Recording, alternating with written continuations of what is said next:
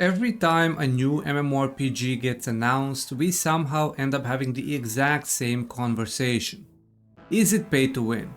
And yeah, obviously that is an important question.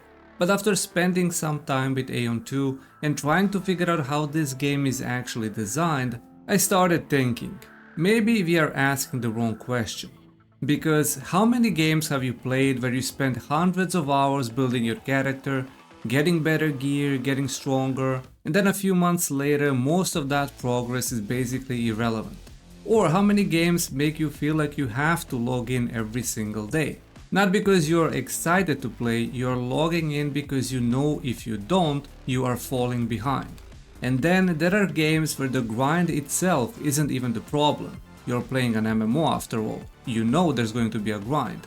The problem is when it starts feeling like the game is creating problems just to slow you down.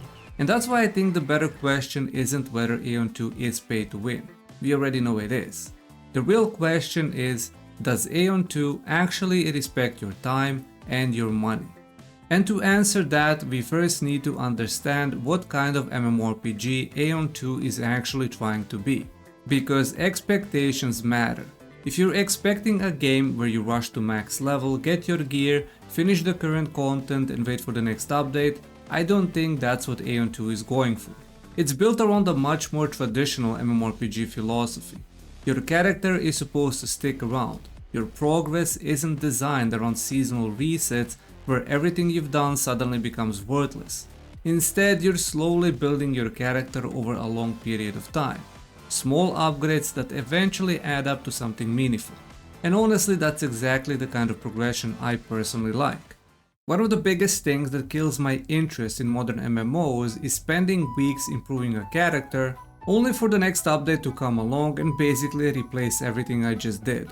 AION 2 at least has systems in place that make transitioning into new gear less painful. You don't have to completely start over every time new gear comes out. And then there's a horizontal progression. This is actually one of the things I really like. It requires actual grinding and you can't just skip it by throwing money at the game.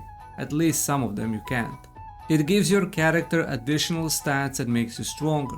But it's going to take a few months to max out. And I'm completely fine with that. That's the kind of progression I want in an MMO. I want goals that take time.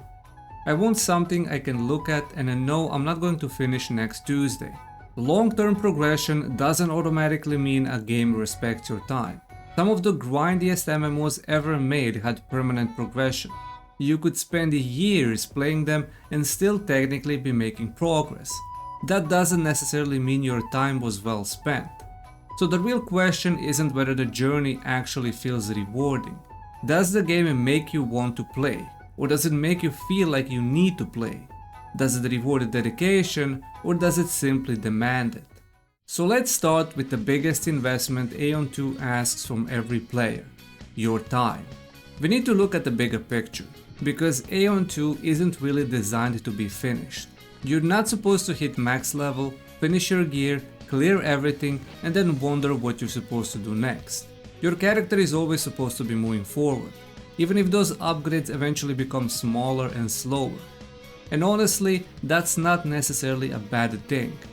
Some of the best MMOs ever made had goals that took months to achieve.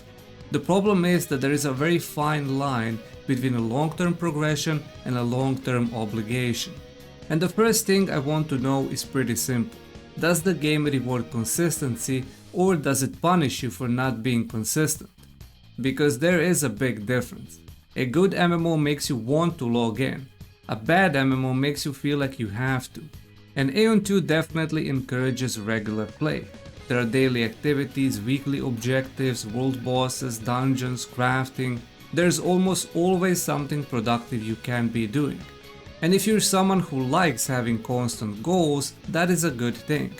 You're probably never going to log in and think, well, I guess there's nothing to do. But that's also where the downside comes in. When a game gives you this many progression systems, it also gives you a lot of things you feel like you should be doing. And suddenly you're not logging in because you actually want to. You're logging in because you don't want to miss the progress. That's the line MMOs have to be very careful with. The goal should be making you excited to log in, not making you feel guilty when you don't. The second thing I care about is whether the progress actually feels meaningful. If I spend an entire week grinding materials and farming whatever I need to upgrade my gear, and then that upgrade fails, that entire week gave me basically nothing. That's not a very meaningful progression. The same thing can happen in a different way if I spend months farming and grinding for the best weapon in the game, finally get it, and then a week later it gets nerfed into the ground. In both of those cases the problem is the same. The time I invested doesn't feel respected. And these are two very realistic things that can happen in AION 2. But progression also has to be about variety. One of the fastest ways an MMO starts disrespecting your time is when every player is forced into the exact same routine. Log in, run the same dungeon, complete the same checklist, log out, repeat tomorrow. AION 2 does offer multiple ways to progress your character. Even if some of those paths are more efficient than others, having different ways to spend your time still matters. Sometimes I don't want to do the most efficient thing, sometimes I just want to do something different. And that's important in a game that's supposed to keep you playing for months or years. Which brings me to what I think is going to be one of the AION's two biggest challenges after launch: burnout. The game is clearly designed around a long-term commitment. The question is whether that commitment is still going to feel rewarding once the excitement of launch is gone. Because during the first week everyone is happy to grind. The first month, still kinda exciting. But 3 months in, 6 months in, that's when players stop asking whether something is fun. They start asking whether it's worth doing again, if the game is even alive for that long. And I think that's where AION 2 will ultimately succeed or fail. Not because of how much content it has, but because of how that content makes you feel after you already done it 100 times. Does logging in still feel like something you want to do? Or are you just checking things out because you don't want to fall behind? That's what ultimately decides whether AION 2 respects your time. And then we get to the other currency, money. At this point we already know AION 2 is pay to win. That's not really controversial anymore. We've seen the monetization systems, we've seen how progression works, and we've seen enough of NCSoft other games to know they're probably not going to suddenly decide that AION 2 is going to be completely different. So I'm not going to spend the next few minutes explaining why pay to win is bad. You already know. What I actually want to ask is, what happens when you say no? Because I think that's one of the easiest ways to figure out whether an MMO actually respects your money. If I don't spend anything, can I still play comfortably? Can I still progress at a reasonable pace? Can I still experience the same content? Or am I choosing to play a worse version of the game because I don't want to spend? And this is where AION 2 starts looking pretty questionable. Because the problem with monetization isn't simply that paying players can get ahead. Of course they can. AION 2 has systems where money can directly interact with progression. You can take the long road or you can spend the money to make that road shorter. And if I'm paying to skip something I already enjoy doing, that's one thing. But if I'm paying because the alternative has been purposefully made slow, repetitive or restrictive, that's completely different. If I don't spend money, am I still able to play comfortably, progress at a reasonable pace and enjoy the same content? Then maybe the monetization is something I can live with. But if refusing to spend means constantly watching other players progress faster, constantly hitting walls and constantly feeling like I'm making the game harder for myself, then that's where the problem starts, because eventually it stops feeling like a choice. And then there's another question: how much is enough? If I spend $10, what does that get me? What about 100? What about 1000?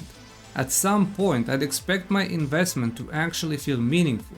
I'm not saying spending $1000 should make me the strongest player in the game, but I should at least feel like I've made a serious investment into my character. And that's where AION 2's progression becomes concerning, because these games aren't built around one purchase. They're built around the layers of progression. You improve one part of your character and there's another part waiting. You finish one upgrade and there's another system. And when money can interact with multiple parts of that progression, there is no obvious point where you can say, okay, I've spent enough. And that's the part that bothers me. Pay to win existing doesn't automatically make a game worthless. There are different degrees of pay to win. But when the entire progression system is built around constantly increasing your power and the money can accelerate multiple parts of that progression, that's where I start having a problem. Because eventually you're not just paying for an advantage, you're paying to move through the progression faster, and there will always be another thing to progress. This is where time and money come back together. They're not really two separate things, they're two currencies. If I don't want to spend money, I spend more time. And if I don't want to spend as much time, I spend money. Those are basically the choices AION 2 gives you. So does AION 2 actually respect your time and money? When it comes to time, I actually think there's a lot to like. The game is built around long-term character progression. Your progress is meant to accumulate. There are always more goals to chase. And if you're the kind of MMO player who enjoys slowly building a character over a very long period of time, I can absolutely see the appeal. But AION 2 is also asking for a serious commitment. And whether that feels rewarding or exhausting is going to depend heavily on the kind of player you are. Money, on the other hand, is where I'm much more skeptical. Because there is a world where spending real money will never be enough to be the best. There will always be someone who can spend more. And that's not something you can really solve. At a certain point, you're not competing against the game anymore. You're competing against other people's wallets. And that's where I think the real question lies. Not whether AION 2 is pay to win, it's whether the amount of time and money this game asks from you is actually worth what you get back. And for me, that's where AION 2 has a lot to prove. I can accept a game asking me to invest hundreds of hours. I can accept a game having a grind. What I have a harder time accepting is when the game starts making me feel like I need to invest both my time and the money just to keep up.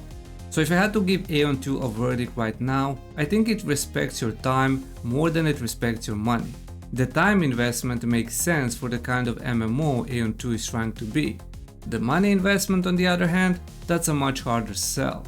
Because in an MMO, those are the two things you can burn through very quickly. And I'd rather AION 2 make me want to spend another 100 hours than make me feel like I need to spend another $100.